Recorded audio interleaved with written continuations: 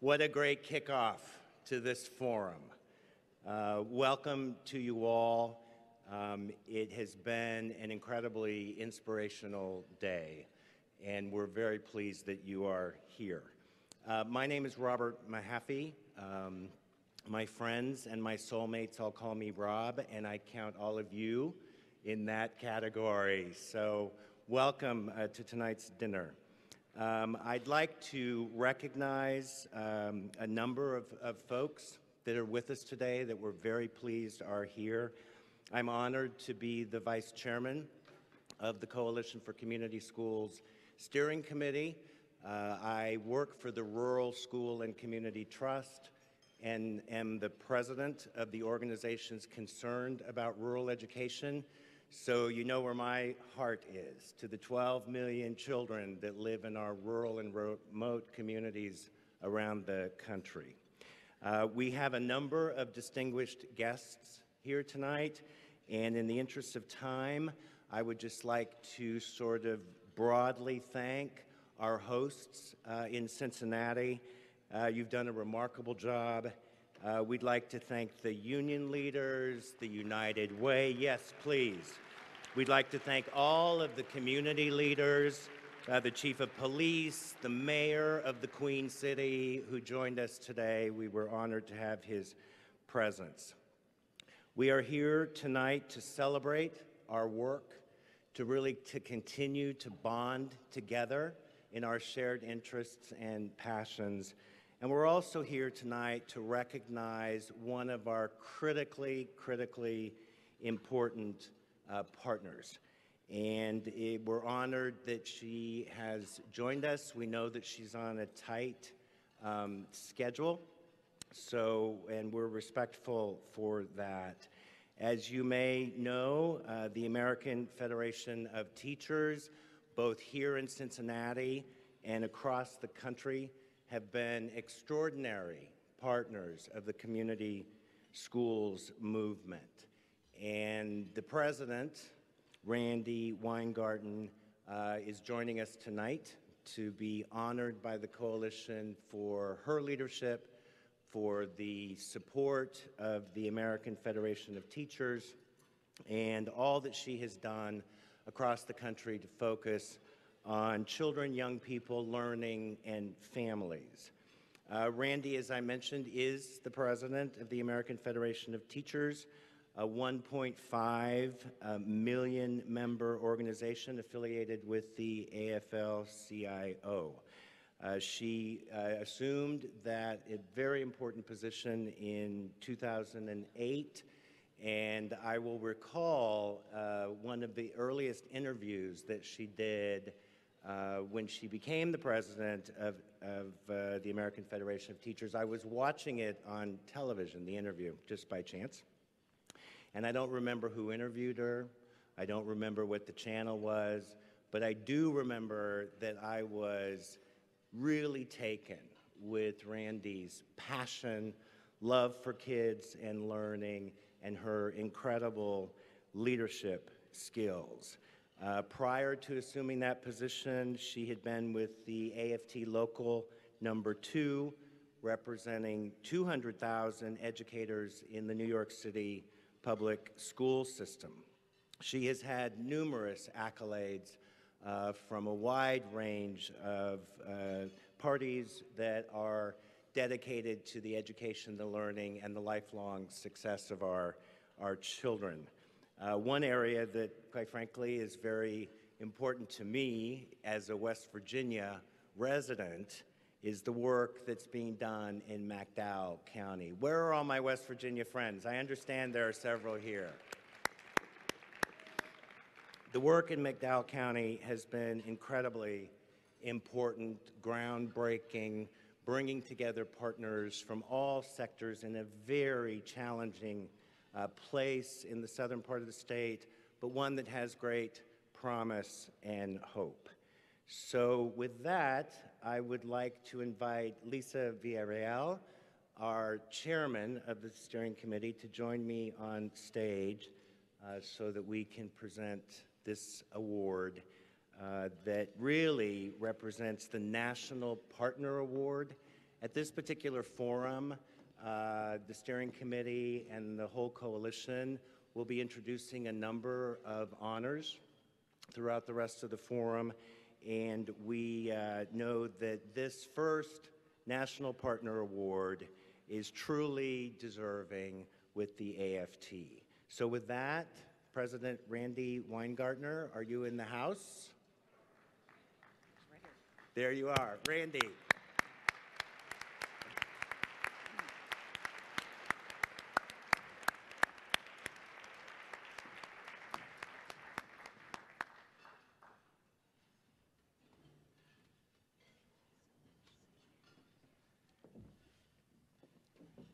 So on behalf of the coalition and to honor the work that AFT has done, we are pleased to present this award to you, President Randi Weingarten, on behalf of the coalition and all the AFT support that you've given. Thank you so, so much.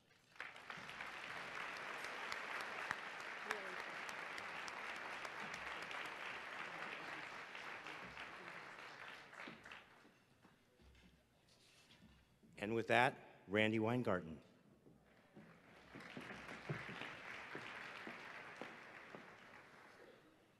So, who knew? Why don't I do this?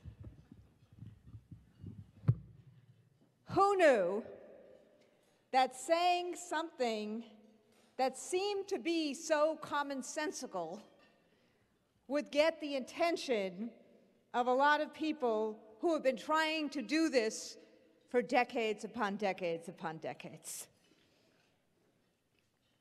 Community schools are engines of opportunity. And what all of you do is you raise a village. And so when I say so commonsensical, am I yelling? Should I talk a little louder? Because it seems so unbelievable that you have to fight to get wraparound services for children. It seems so unbelievable that when we see a school like Euler, that we don't have hands raised all across the country, including in the Congress, saying, how do we do this for all schools?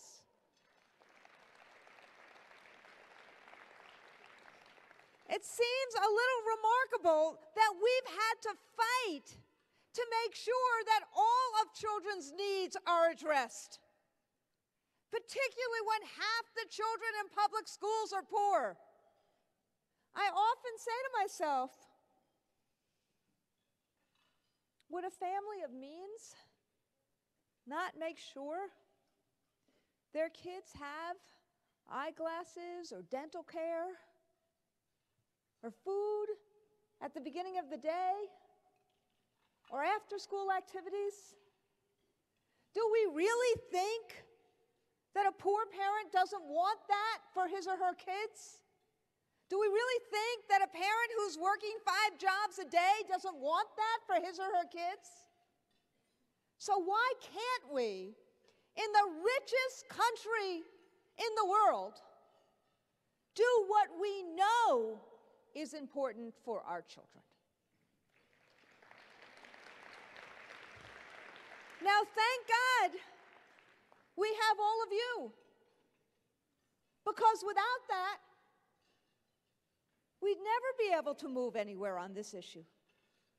I remember 5 years ago, people thought, you know, I used to get like somebody patting my head saying, oh, dear girl, that's really nice, but that's such a pie-in-the-sky idea. Oh my God, it will cost so much money. There's no way we can do that. You know, we just came out of a recession. How many of you have heard arguments like this? No one? It's because I'm not wearing my glasses, I can't see. But then you have Cincinnati, which proved if you align services, all it costs is the cost of a Title I coordinator.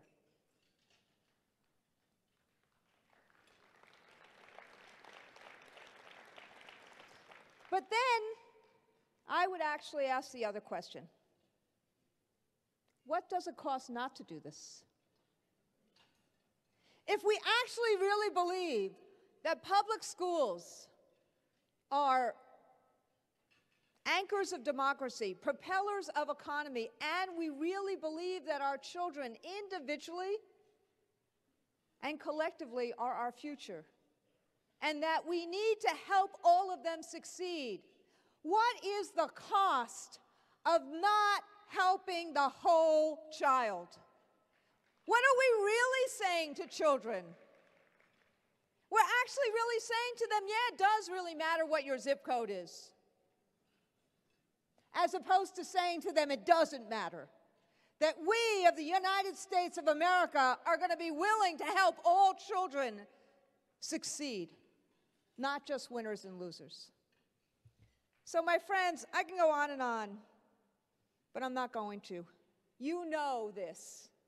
I don't have to preach to this room about how we need to engage community, to be the village, to help all our children succeed.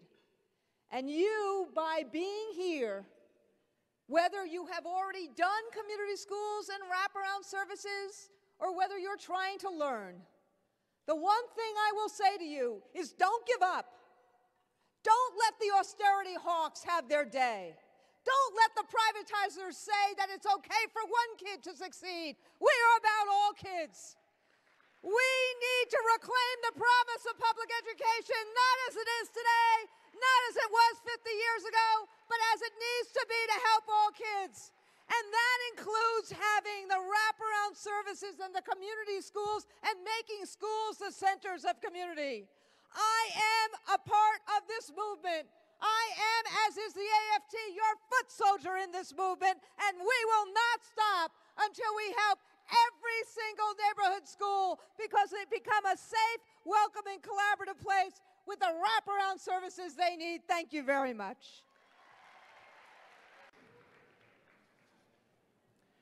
So that takes me back to that television interview I told you about I saw. Randi, thank you so much for your leadership, power, example, and particularly your love for the work that we're all engaged in. I want to quickly give you a little more information about the other awards that will be presented during the forum. We just honored the AFT for the National Partner Award. There have been many awardees that we have honored in the past, and last year we recognized the Harmon Johnson Elementary School in Twin Rivers Unified School District, Sacramento. We honored the Hillcrest Elementary School in San Francisco Unified, and Roosevelt Elementary School in Allentown, Pennsylvania. So give yourselves a hand. Give yourselves a hand. We've also recognized the Hartford Community Schools and also our hosts here, the Cincinnati Community Learning Centers. And would everyone,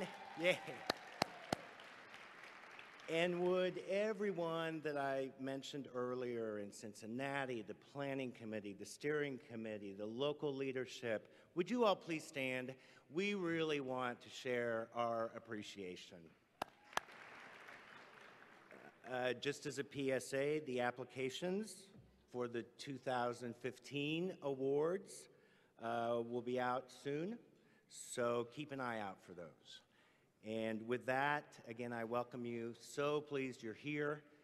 Looking forward to continuing to reacquaint with dear friends and to getting to know more of you. And with that, please enjoy your day. Thank you all for a really terrific day. This is beyond our wildest dreams to have so many of you here and so many listening and learning and connecting and, growing such an important movement as Randi Weingarten so eloquently told us. And so let's give her and our friends at the Federation of Teachers one more round of applause. So Mary Ronan is part of a generation of superintendents who really live in the places they lead. It's an interesting little ripple of activity that says maybe we shouldn't be flying superintendents all over the country. Maybe there are strong leaders and capable people who understand our community and can help us grow. And Mary Ronan is in her 5th year as the superintendent of the Cincinnati Public Schools, but in some ways equally, if not more important, she is in her 37th year as an educator and has been in the Cincinnati Public Schools for all that time. She's been instrumental.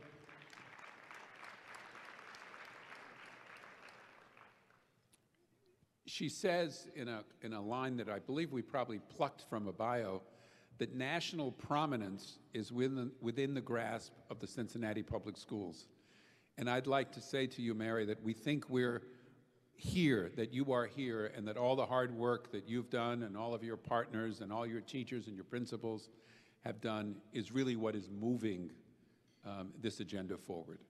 So we're going to ask Mary to kind of introduce this work from her perspective, and then you'll hear from Eve Bolton, the chairman of the school board, and then a panel of people who help you really understand how this work has grown and developed and is now deeply rooted in Cincinnati. We've had a lot of reforms around this country with shallow roots. This one is growing deep roots that won't let it ever go away. Mary Ronan, please. Good evening, everyone, and welcome to Cincinnati. You know, where the sun always shines and the weather is always balmy. Now, those of you who live here can get the joke. We had 8 calamity days. We're doing blizzard bags to make up time. But for this conference, we ordered the fabulous weather for you. So we did it just for you. Now, seriously, we are very proud and humbled to have this conference here with, I mean, it's incredible, with almost 2,000 people in the room. And I understand that there were tours of our great schools yesterday afternoon and this morning. But for those of you who didn't get to tour, we have faces of our children and some of the activities in our community learning centers on the screen. The other reason I have it up there is I've been running around all day, and at 8 o'clock at night, I'm looking raggedy, and I do not want my face up on 2 giant screens. So I put pictures of our children. Now, we are proud because it is a great honor, really, for the coalition to think enough of us to come to Cincinnati with its winding rivers, rolling hills, and all of our partners who actually commit to support us in the district. And at the same time, we're humbled because even though we have learned a lot about community learning centers over the last decade or so, we really have not figured it all out, and we continue to grow and evolve. And just in case you're saying, well, why does she say community learning centers and not community schools? Well, I'll tell you why. In the state of Ohio, the legislators call charter schools community schools. So we can't use that term, because if I say community schools in Ohio, it means a charter school. So that's the disconnect. That's why we call them community learning centers. So actually, I'm hoping that really the beauty of this conference is we'll learn from all of you across the country who are engaged in this work. So thank you for being here, and I hope we all learn a lot from one another. Now, this evening I was asked to share a bit of an overview of the Cincinnati story. You know, and it's a model that's resonated with the community, as Marty said, and it took root here. Really, despite the complexities of coordinating the 600 partners we have in our buildings, and really has grown in a district of our size. Now, we believe that community learning centers or community schools really have promise elsewhere, but each district has to make it its own. That is one of the things we really have discovered. You have to tweak it a bit and make it fit with your community or your city. Now, Cincinnati certainly didn't invent community learning centers or community schools. I think the idea of schools as the center or the hub of the community, it goes back to that little old red schoolhouse from long ago. But the concept got a boost here when the taxpayers voted a massive $1 billion facilities master plan back in the early, 2003. And when we talked to the voters and asked them to really support with their tax dollars this big building project, we had to promise that these buildings would be more than just bricks and mortar. And we said it would include opportunities to really transform schools and serve the community.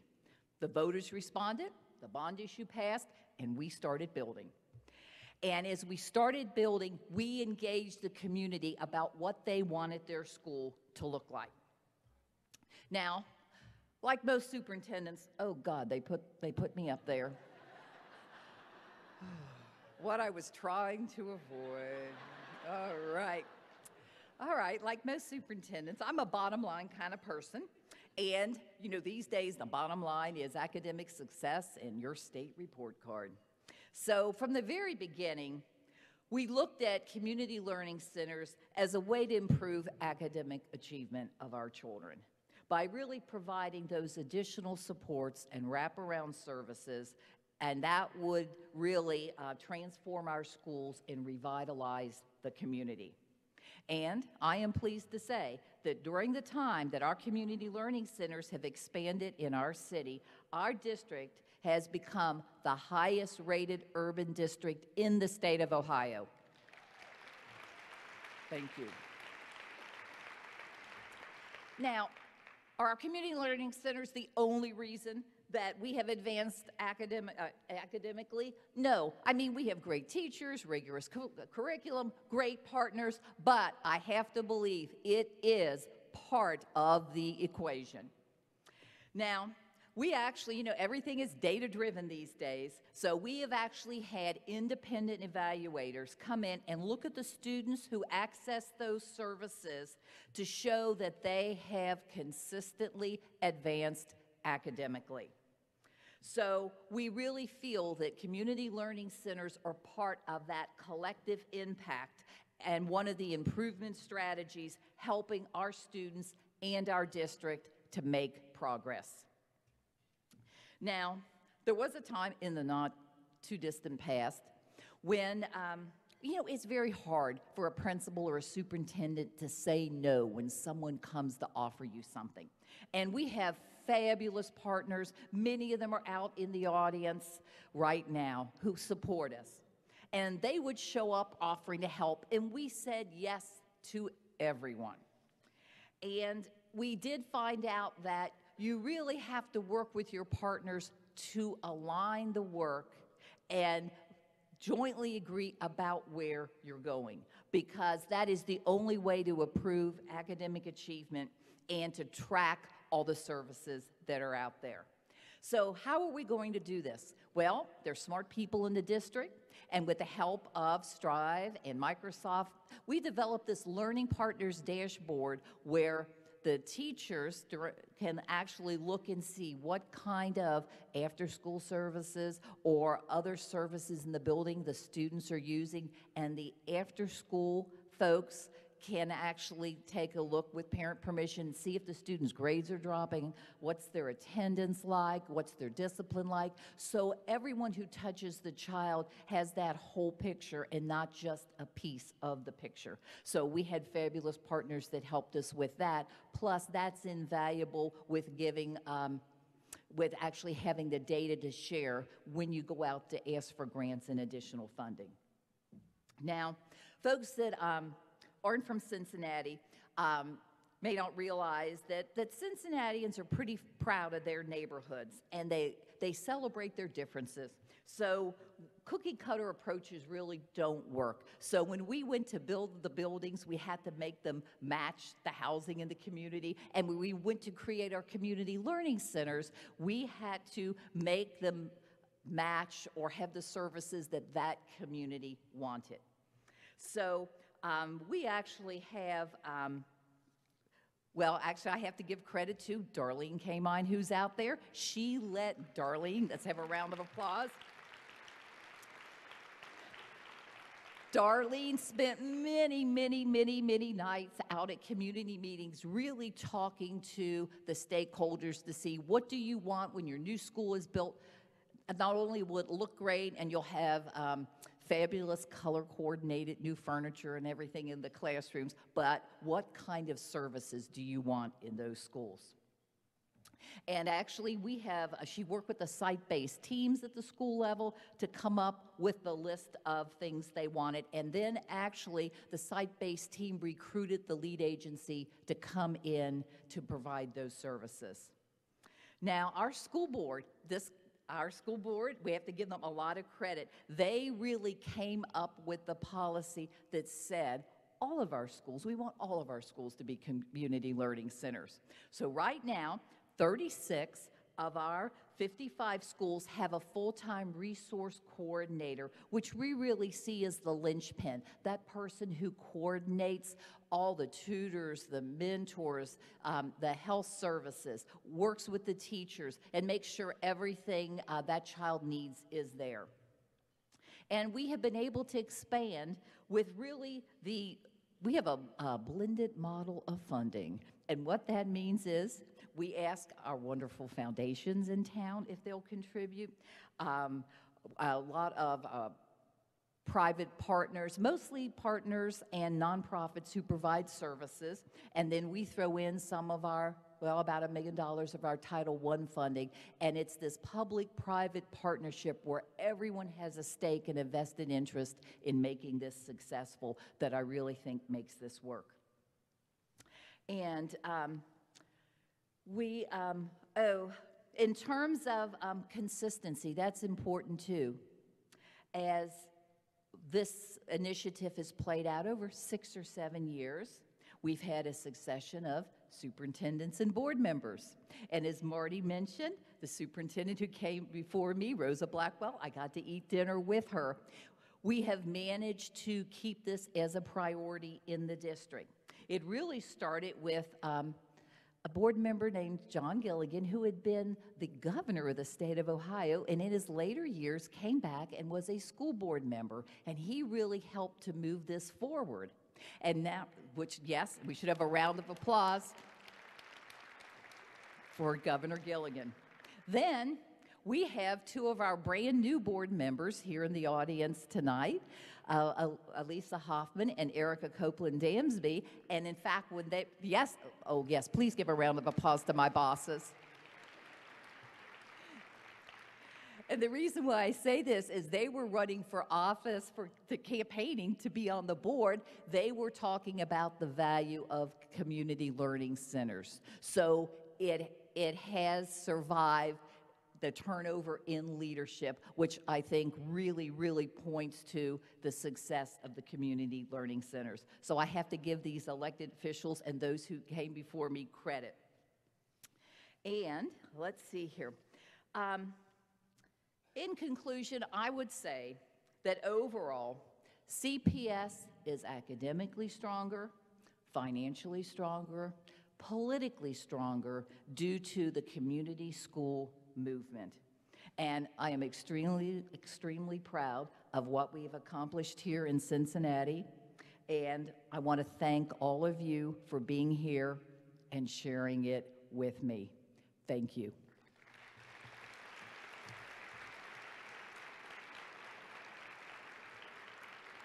Oh, good, the students are back up.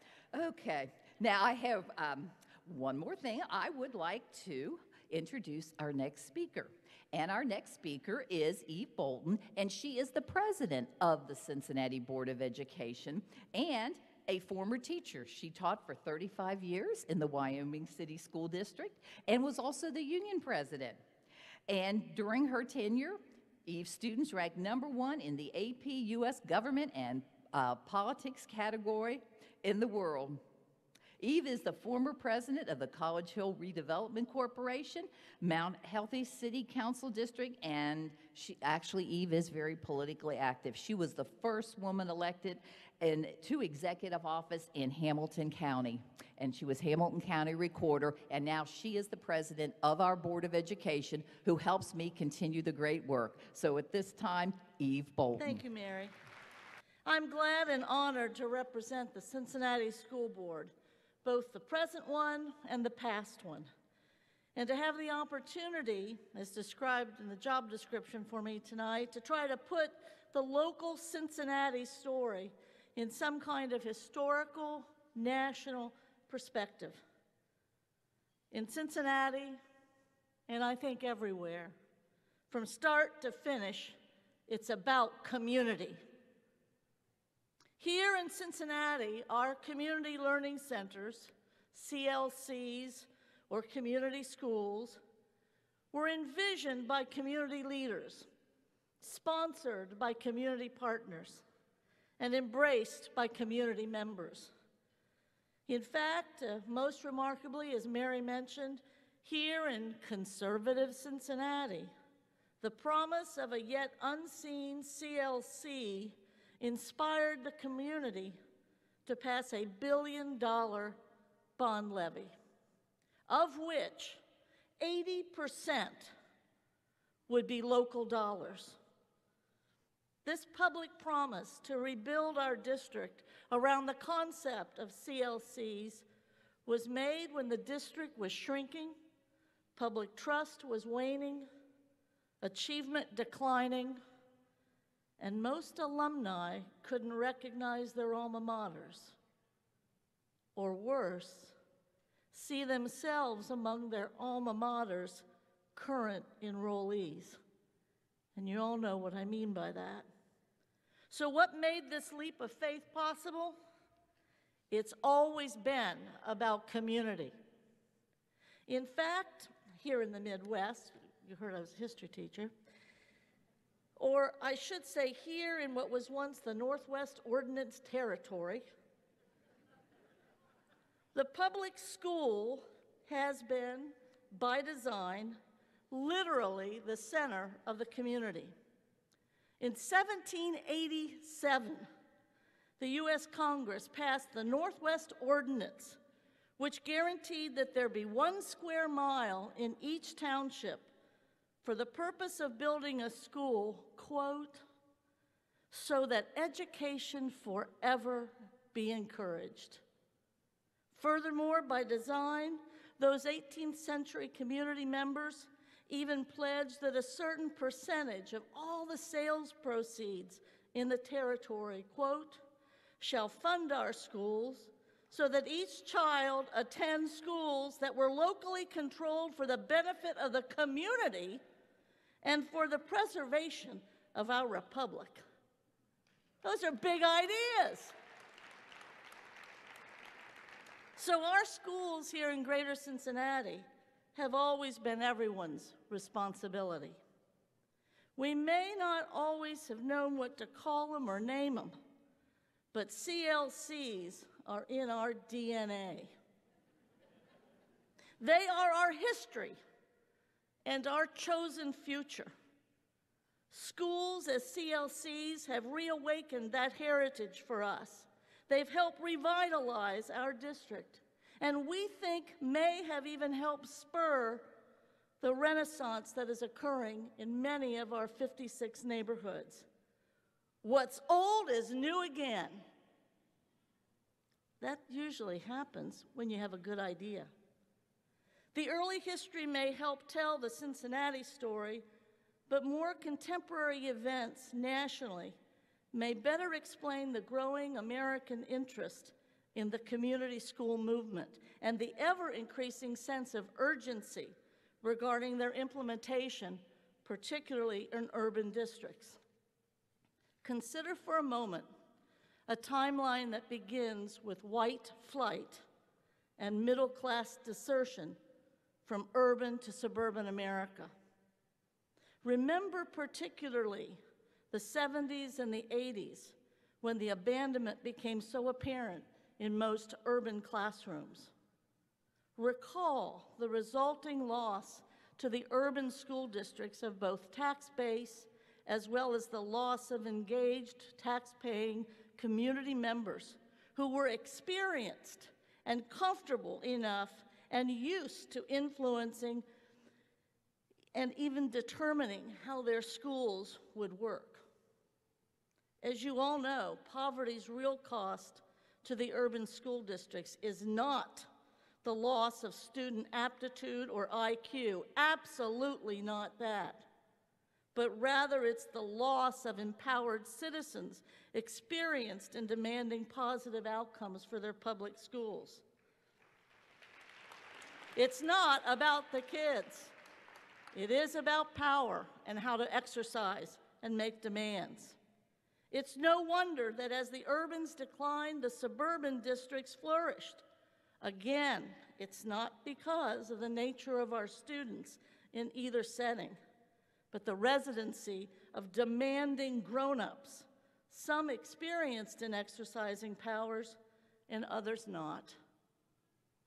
Without the perpetual civic advocacy and diminished public support, the urban systems lowered expectations, depleted resources, and a vacuum of power was filled by educational insiders and experts. Yes, unions, administrators, and other educators gained an imbalance of power and frankly had to carry on the best they could. They had to hold the fort down as a concerted effort to dismantle and discredit public education commenced. Thank you for holding the fort. When the public's voice is no longer heard, the politicians' rantings grow louder, and the schools become less reflective of the people's vision and more the product of partisan platforms. Do you really think parents would have invented No Child Left Behind? Or become dependent upon standardized tests for their children? Or reduce recess? Or cut art and music so that there's more time for remediation? Of course not. Do you really think empowered communities would want their children to sacrifice science and social studies in order to score a few more points on high-stakes tests mandated for political reasons and not so, quote, so that education is forever encouraged? We've become small-minded. How do we know that they wouldn't have done that? We know that in Cincinnati because our community schools are the example of the public taking back their schools.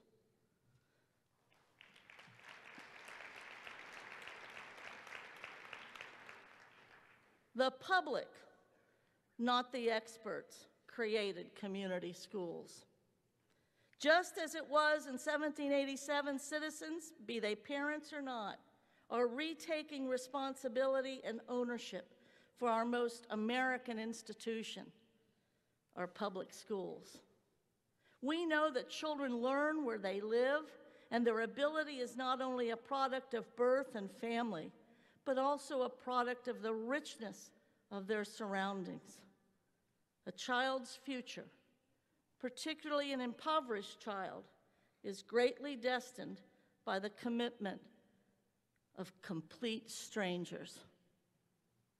Think about that. We are so proud in Cincinnati regarding our facilities master plan, in part because no child in Cincinnati attends a school that is not either refurbished, retooled, or brand new. Our children know that their neighbors care about them and have invested in them and in their future. Our CLCs are a testament to the commitment of strangers and neighbors. We know in Cincinnati that the opportunity gap is as important as the achievement gap. And its size, the size of the opportunity gap, can be as devastating an impact on both children of wealth and children of poverty, because it makes it impossible to have full inclusion. Or as America's only true education president said, Lyndon Johnson, of course, former teacher in a bilingual school in rural Texas as he started. We don't think of that, of him that way, but he said, "It's not enough to open the gates of opportunity. All of our citizens must have the ability to walk through those gates." That's what public schools mean and what they need to do. That's what public schools that become CLCs offer to both the communities of wealth and poverty. The fullest inclusion of each for the benefit of all. For that promise of opportunity, that hope of success, the community and school relationship must be made seamless. Therefore, keep community in community schools. Keep the public in control of public schools. And thank you all for one particular thing. Besides all your love, service, and devotion, be aware that you are the vanguard that will make this republic stronger, safer, better, but more particularly will forever encourage education. Thank you very much. It's now my tremendous pleasure to introduce someone by the name of P.G. Sittenfed. Now, you have to understand, you're going to have to remember that name for not too long, because it'll be reappearing any place, anywhere in this country as far as we're all concerned. But PG became the youngest person ever elected to Cincinnati City Council when he finished second in a field of 23 candidates the first time out. Really remarkable in Cincinnati. Sittenfed also won re-election this past year with the highest percentage of votes in the history of City Council. And more particularly, he comes to us from the Community Learning Center Institute, so we've got an in council. And most importantly, besides being a great person, he also is deeply devoted to making sure that both the school system and the city work in concert. P.G. Sittenfed. Good evening. We're going to take all of you beautiful people and shrink this giant, elegant banquet room and turn to sort of a fireside chat in a few minutes. We have arrived at the dessert course. We are going to be your caboose this evening. President Bolton, thank you very much for your incredible remarks and also for the kind introduction.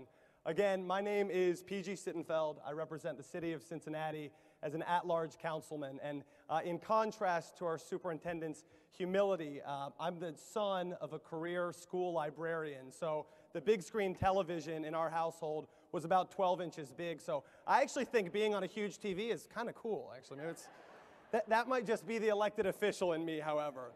Wearing my hat as a city councilman, we are so glad that all of you are here to share your ideas, to learn from each other, and of course to experience our great city. Wearing my other hat as the assistant director of the Community Learning Center Institute, where I've spent the last 5 years dedicating myself to working with our schools around the clock to turn them into hubs for community partnerships. I'm so glad and so grateful that you all are here, but more importantly that you all are doing everything you're doing back in your respective cities. Cincinnati is very grateful that a big part of our city's overall progress has been our success with community schools, which again here we call community learning centers. And when we say that it's been a team effort here in Cincinnati, we really mean it. Anyone and everyone who wants to help further this work has been asked to help along the way. And we hope that is a big part of what all of you will ask yourself after hearing from tonight's panel when you return to your cities, is ask yourself, who's not yet at the table in your community that could be? Who else can you get to embrace the vision of community schools? Is there a foundation or a big company or an elected official who could get on board with this if only they knew more about it and if only you asked them to? Tonight's panel members have been dubbed the unusual suspects. They are not necessarily the folks that you would expect to see helping in the development of schools as community learning centers, and yet each of them, in their own way, has played a critical role in getting this work off the ground here in Cincinnati and building a strong community learning center infrastructure. It's my pleasure to now briefly introduce this luminary panel, and then we're going to get to the important part, which is hearing from them about what attracted them to this work and what has made it work. So first off, and again, this is not going to be the most florid introductions. These are all exceptional people, but I want to get to the heart of it. Darlene Kamine is an attorney by background, a former longtime magistrate in juvenile court, and the current executive director of the Community Learning Center Institute.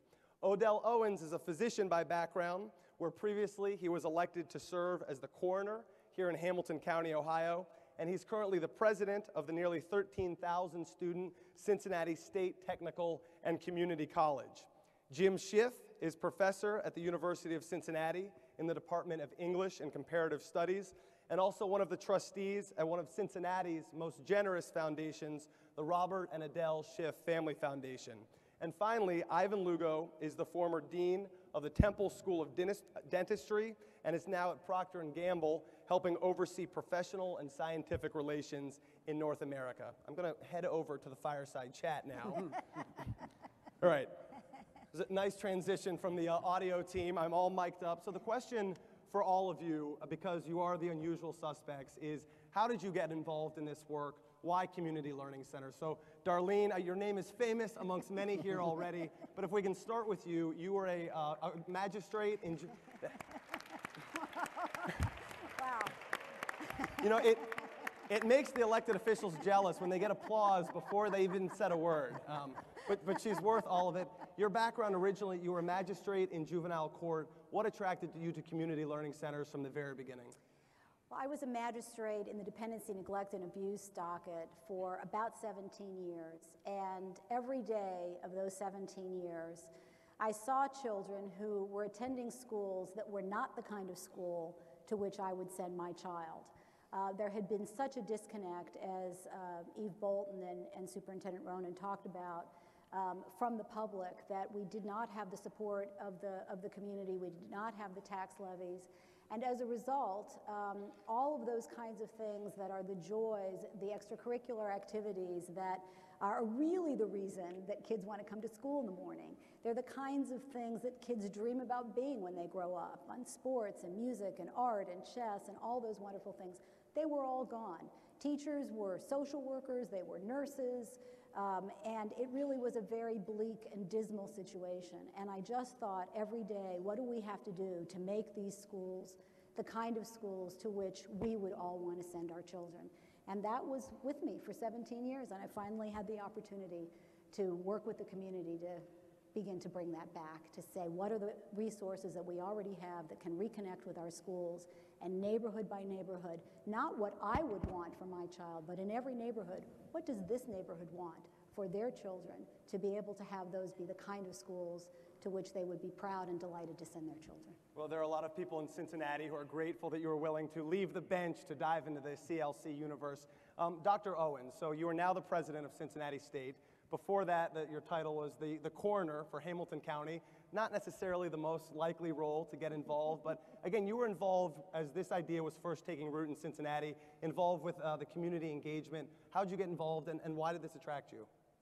Well, for me, I guess it started with my passion for education, which comes not from a promise or a pledge or an oath, but a promise to my heart. When I was in 9th grade, I was told I was too poor and too stupid to go to college. I had just flunked out of Walnut Hills, our most prestigious college preparatory school.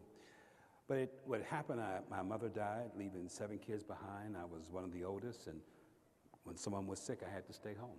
I couldn't get to school. No one looked at me as a whole person. And so for me, and when I was the coroner, around the platform, the higher the graduation rate, the lower the homicide rate. And indeed, if you raise your graduation rate in any community by 10%, you lower your homicide rate by 20%.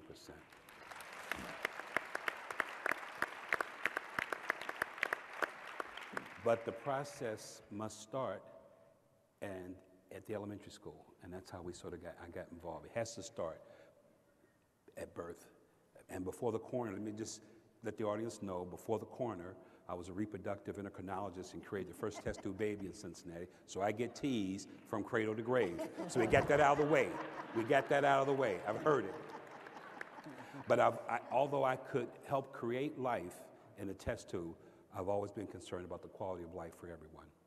And I just want to highlight for one moment, many of you are probably from places where you don't elect the coroner, but if you are, I mean, what a sort of radical but also common sense notion to have a coroner who runs on a platform of education. Not the most common thing, but it makes so much sense. Jim Schiff, you are a professor by day. You are a trustee of one of the most generous foundations. Your foundation, the Robert and Adele Schiff Family Foundation, could support so many different causes. You all care a lot about public education. Why did you see this model? Why did you see community learning centers as especially impactful and efficient?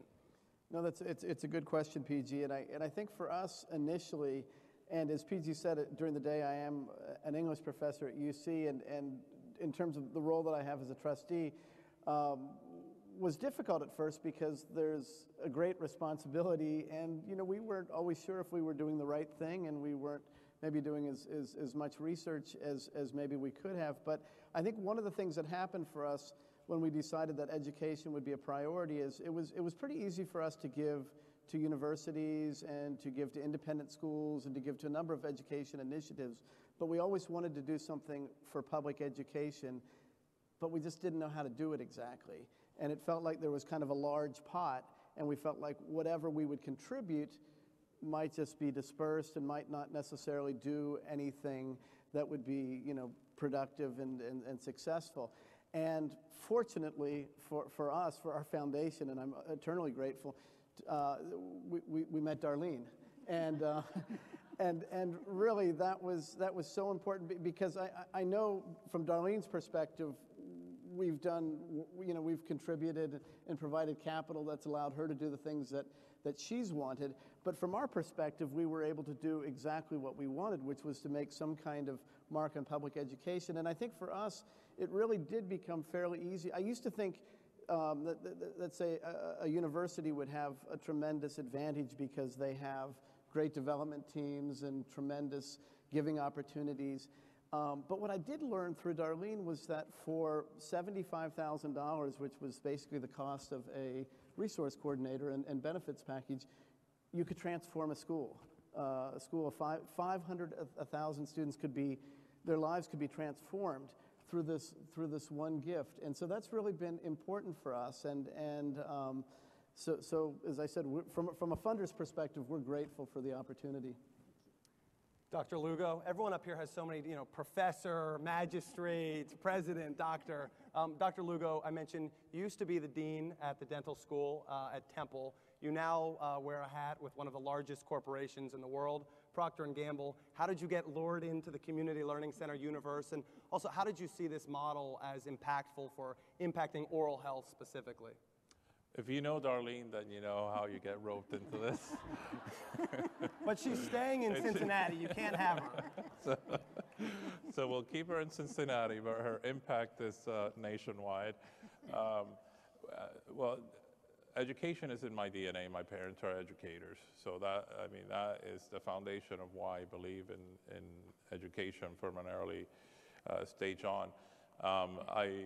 Prior to coming and joining P&G, I lived and worked in Philadelphia, where I had a chance to.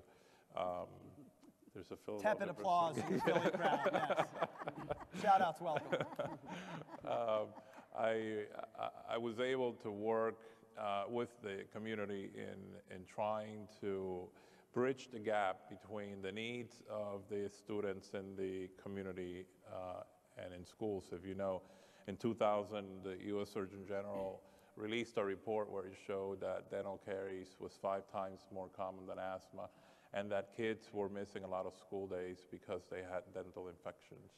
And then later on, if you're from Maryland or if you follow oral health, you see that there was a kid, a 12-year-old that died, the Amanta driver, and that spawned Congress to really understand oral health and the impact that oral health has in learning. And not only learning, but in the self-esteem and many other ripple effects in the human being, particularly in the formative years. So it's important to really understand what makes a human being grow and develop in a very confident, healthy way in order to be able to produce efficiently their knowledge. And we have to remember that knowledge has no political boundaries. Knowledge is free for all and for us to guard and to develop as our children grow. And we need to protect that.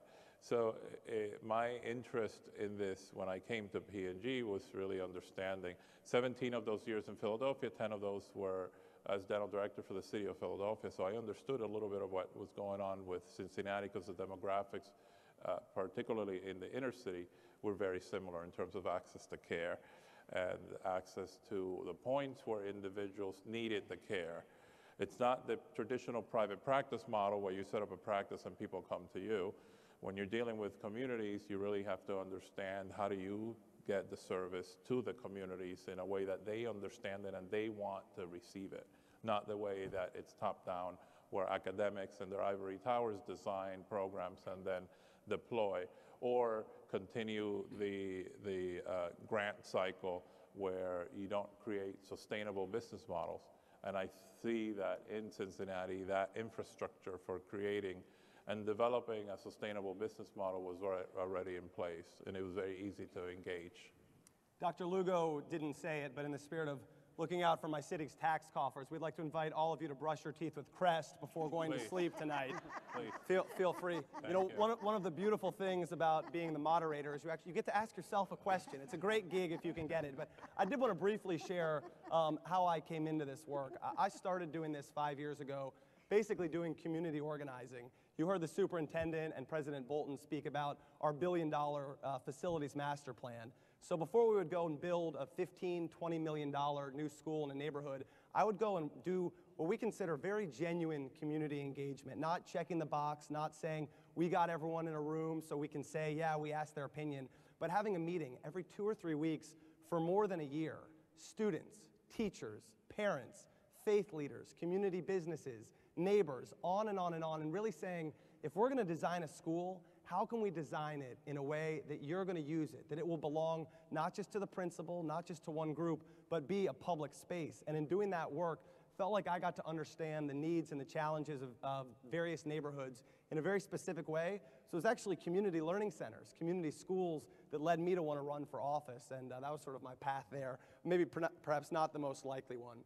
Dr. Owens, President Owens, back to you. So another one of your early involvements, aside from your coroner hat, before your presidency at Cincinnati State, was as the founding chair of Project Grad. If you can speak a little bit about that in terms of promoting college-going culture in the schools and how you see more broadly community learning centers removing those barriers to learning. Project Grad, G-R-A-D, Graduation Really Achieves Dreams, was a program that started in Houston. And I was asked once to go to New Jersey to be a keynote speaker for Project Grad local graduation, and they were highlighting Shabazz High School. Prior to Project Grad coming to Shabazz, it was the worst high school in New Jersey. People were leaving the neighborhood. The school was a failing school. In Houston, a businessman had provided scholarships to a high school that was a feeder of Hispanic and African Americans. He went back years later and said, well, what did my money do? And they said nothing. It did not increase the graduation rate, did not increase the number of kids going to college. They need to do the preparation and started a program. The essence of the program, which we started here, is we chose 4 elementary schools, and we chose the 4 poorest elementary schools because we wanted to really prove that it was successful. We chose based on the percent of free lunch. They range from 94%, and I'm embarrassed to tell you that we had one elementary school of 451 students that was 100%. 100%. And part of that is it starts out by first engaging the teachers. 60% of the teachers must want the program in the school. After getting, the support of the school system, we then went and got the parents. In the earlier days, we went door to door. Each school system, we would get a group of people from the broader community, go door to door, and get each parent to sign a contract that they pledged to send their child to school and help them with the homework. If they did that, we would do everything we can to get them to college. And the essence of the program was to, in fact, it started with talking to a principal at Heberly, Pat Adams Stewart. Pat said she had 800 kids in September, 800 kids in June, a turnover of 50% though. So what we did was take those 4 schools and said, you all are going to teach the same subject from the same book. So if you moved into a new school district in the middle of the year, that teacher could assess you, and therefore you could get immediate help. The key for that was we hired a resource officer. We knew that in order to make children successful, they had to eat. They had to be warm. You know, we had kids that were failing math because they would look at the board and see an 8 that really was a 6. They weren't dumb, they couldn't see. And what happened, these schools would then flow into one high school. You would do 2 summer programs, and each kid would get $4,000 for college. Shabazz High School turned itself around. People start moving back into that community in New Jersey, and we saw some strength in the neighborhoods here in Cincinnati. Darlene, obviously this work is having huge impacts inside the classroom, but it's not meant to end there. Talk a little bit about the broader impact in the community, how you see this work as revitalizing neighborhoods across the city of Cincinnati. Well, just as you were talking about, PG, with the way in which we did the community engagement, neighborhood by neighborhood, the idea was to start every conversation with 2 questions. One was, what kind of school would you want for your own child? And also, what would make this the kind of neighborhood in which you would want your children and grandchildren to live? And so with the creation of that vision, what role can the school play in improving the neighborhood and making the quality of life attractive to bring people back to the neighborhood, to keep people in the neighborhood? As a result of that, all kinds of things have happened, as unique as every neighborhood is, and for all of you who went on the site visits, you know, as we've talked about, there are 52 neighborhoods in Cincinnati, and every one is its own country. They have a sign that says, welcome to, and they really are very, very unique.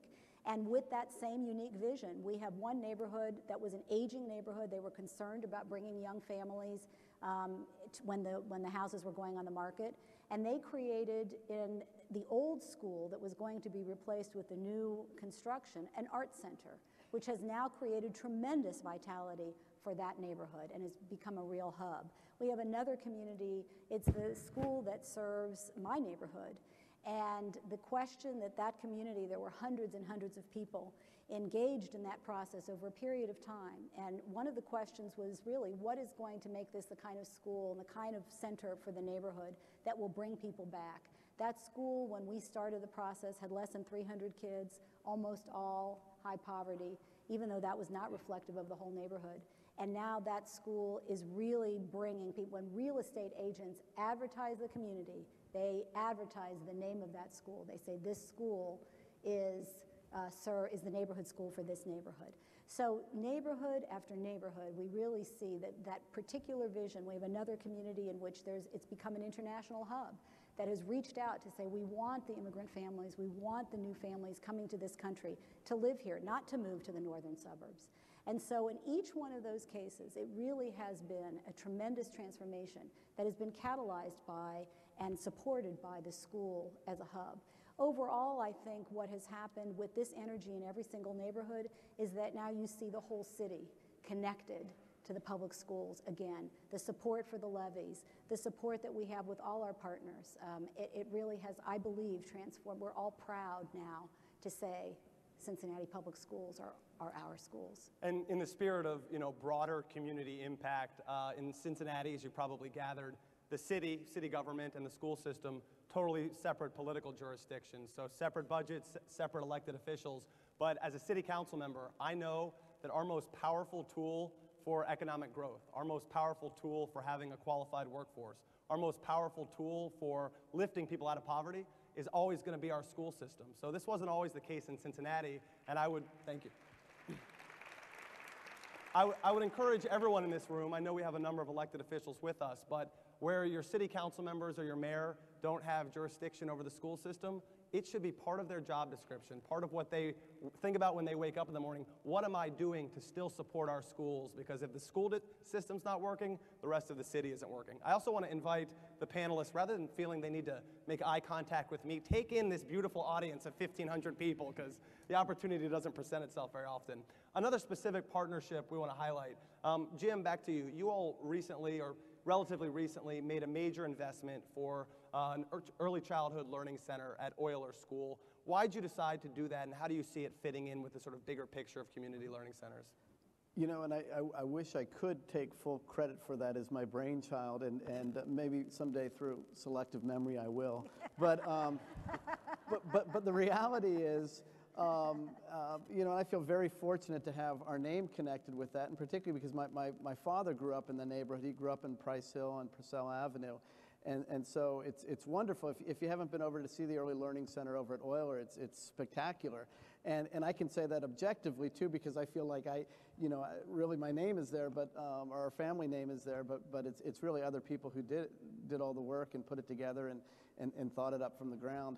But the reality is, I think we had a tour. I think Darlene and Craig Hockenberry were giving me a tour of Euler, and you know, we were so impressed by everything we'd seen and heard. And I think I had said, you know, what can we do? Because our foundation was in a position where we could certainly do a lot more for the school. And so I think my question was, what can we do? And then, you know, the response from Craig was an early childhood program. And I think at the time there was a very small preschool program at the school, but not much was really taking place. That kindergartners would come in and had never opened a book in their life, didn't know where they lived, and also, you know, just really had kind of no support. And even the kids in the Euler preschool, as I understand it, were not even from Lower Price Hill because they really weren't able to get into the school. So from Craig's perspective, this is something that we absolutely had to do. It was very important. So it was easy from our perspective because, you know, I think not only is the community learning center idea very attractive from our perspective, but you've got Darlene, you've got Craig, you've got PG, you've got Jamie, you've got all the resource coordinators, you've got Patty Gleason in the early learning center. You've got all of these people who are so magnificent that you absolutely trust them and you trust their judgment. And we trusted Craig, and wonderful things happened. So. Yeah, I think one of the mantras that we've sort of absorbed is that this is not just good for students, it's not just good for schools, this is good for everybody. So, Dr. Lugo, you have the weight of one of the biggest corporations in the world behind you. Why is this a good investment for Procter & Gamble? I mean, if you understand the principles and values of Procter & Gamble, you understand that the company is built from its DNA over 150 years in doing the right thing. And living and existing and thriving here in Cincinnati is just the right thing to do to ensure that the future of Cincinnati, starting with its kids and the development, the workforce, the talent, the pool, is well taken care of. I mean, these are the individuals who will be taking the helm of the company in the future. So it's important to be good corporate citizens, but it's more important to ensure that we improve the lives of people, particularly here. It's astonishing to know that there are cities and places and neighborhoods that children don't even have a toothbrush. And more astonishing is that food stamps cannot cover a toothbrush, but yet it covers other non-nutritional things. So these are the policy repercussions of other things that we need to work around. It's not only providing the right tools and the education for the kid and the families to understand that good behavior and imprinting that behavior at an early age is important, but also we have to make sure that we provide the tools so that they are able to have those tools at home early on and create that habit early on that will yield in the prevention of and savings in the healthcare costs later on when they're adults. We have two more questions for our panel, and then we're going to cut everyone loose to go have a wild, raucous time in Cincinnati. As long as you promise, Marty Blank, that you'll be bright-eyed and bushy-tailed at your first plenary session in the morning. But since you all, each sort of in different ways, in your own way, are the unusual suspects, it'd be curious to know sort of what surprised you or what insight have you taken away? Since, again, you're not necessarily the folks that people would expect to see smack dab in the middle of the Community Learning Center universe. So why don't we start down with Darlene, we'll go down sort of surprises along the way. I think the generosity and flexibility of our entire community. My husband always says, don't make eye contact with Darlene because you'll get sucked in. And it's so true that every single time I have lunch with somebody, by the time the conversation is over, they want to be involved in some way. And it's not me. It really isn't. It really really is because there is such an opportunity when there's an infrastructure, when there's a way to be able to become connected. It just happens, and everybody sees themselves in this way. And so it really has been, it hasn't been a hard sell. It really has been just amazing and joyful to see all different kinds of people coming together and creating this new world for us here. Jim, whatever you do, do not look to your left. I'm telling you, don't. You know, I've already looked there. And it's too late, PG. Jim, you've been involved, hugely generously, sort of on the funding side, but in other ways. What surprised you about this work in your involvement? Well, I think probably mostly about how much you could do with so little. I think I talked before about the cost of a resource coordinator. And benefits package, $75,000 roughly. And it's interesting because, in our foundation, we've also provided a number of college scholarships. And I think the going rate now at certain universities is $61,000, $62,000 a year. And I don't regret any of the scholarships that we've provided in university because I've talked to a number of the kids and I think it's doing tremendous things. But I also think for just a few $1,000s more a year, you can, as I said, transform a school, and that's really surprising. So I think it's a very cost-efficient model, which I think would be very appealing to funders. So I think that was a surprise that for $75,000 you could transform a school. But I also think there's more to that too, and it's kind of what I referred to before, is you need the Darlenes and the Craigs and the Jamies and other people who are doing that work. So. Dr. Owens?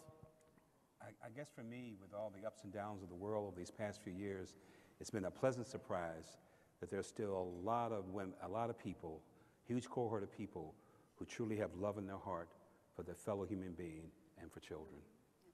Dr. Lugo? It's transformative social change at its core. I think what has been created in Cincinnati is a framework to really pilot and deploy and scale something that really works if you're able to tweak the model, adjust it with the right culturally appropriate sensors, and tweak it for that particular community. But it is certainly a model that has shown promise, and one, if you're looking at a product supply chain and applying it for social good, you really crack the code and being able to produce some sustainable, transformative change in communities. But more importantly, it's providing holistic care for all children, both mentally, physically, and in their soul. So thank you very much. And PG, what surprised you about this? I thought you'd never ask. This has been a genuine surprise, and I would tell this to your elected officials too. The political saleability of this work, of this model, of this policy is unlike anything I've ever seen. And don't take Sittenfeld's word for it.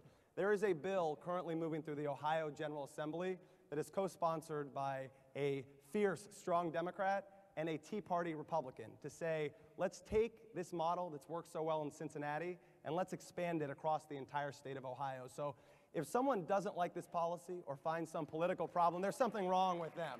And that was a surprise.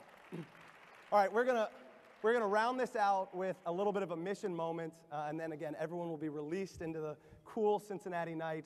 A moment you've had along the way, and we'll make it succinct, that's made you say, this is why it's been worth it, this is why I got involved in this. Dr. Lugo.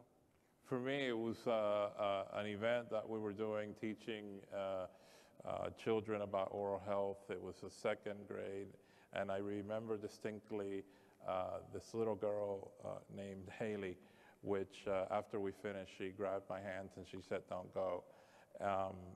Just her cry for help was just an impactful moment. It was a meaningful moment for me. It really solidified in my mind that any energy, any work that is done to improve the health of little children and the future of our country is really worthwhile. So for me, Haley is that North Star that will keep me going in making sure that my efforts and my energy are put towards good efficiency and good results for our children.